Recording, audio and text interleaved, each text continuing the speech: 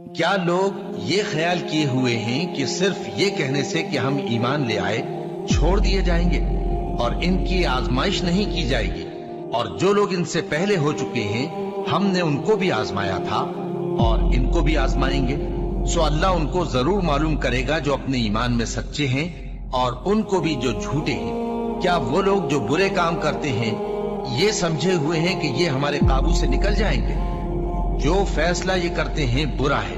جو شخص اللہ کی ملاقات کی امید رکھتا ہو تو اللہ کا مقرر کیا ہوا وقت ضرور آنے والا ہے، اور وہ سننے والا ہے، جاننے والا ہے۔ اور ہم کسی قدر خوف اور بھوک اور مال اور جانوں اور میووں کے نقصان سے تمہاری آزمائش کریں گے، اور صبر کرنے والوں کو بشارت سنا دو کہ ان لوگوں پر جب کوئی مصیبت واقع ہوتی ہے تو کہتے ہیں کہ ہم اللہ ہی کا مال ہیں اور اسی کی طرف لوٹ کر جانے والے ہیں۔ یہی لوگ ہیں جن پر ان کے پروردگار کی عنایتیں ہیں اور خصوصی رحمت بھی ہے، اور یہی سیدھے رستے پر ہے۔ اور اے پیغمبر، ہم نے تم سے پہلے کسی آدمی کو بقائے دوام نہیں بخشا، بھلا اگر تم مر جاؤ تو کیا یہ لوگ ہمیشہ رہیں گے؟ ہر شخص کو موت کا مزہ چکھنا ہے، اور ہم تم لوگوں کو سختی اور آسودگی میں آزمائش کے طور پر مبتلا کرتے ہیں، اور تم ہماری طرف ہی لوٹ کر آؤ گے۔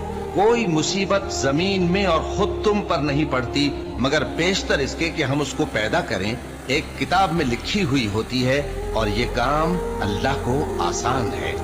تاکہ جو فائدہ تمہیں حاصل نہ ہو سکا اس کا غم نہ کھایا کرو، اور جو تم کو اس نے دیا ہو اس پر اترایا نہ کرو۔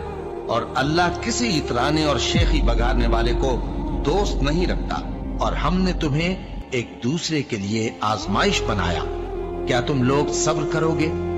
اور تمہارا پروردگار تو دیکھنے والا ہے۔ اے اہل ایمان، تمہارے مال و جان میں تمہاری آزمائش ضرور کی جائے گی، اور تم اہل کتاب سے اور ان لوگوں سے جو مشرک ہیں بہت سی ایذا کی باتیں سنو گے۔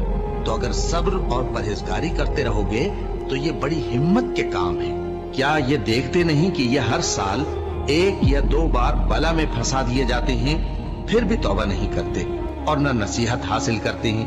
اور جو مصیبت تم پر واقع ہوتی ہے سو تمہارے اپنے کرتوتوں سے، اور وہ بہت سے گناہ تو معاف کر دیتا ہے۔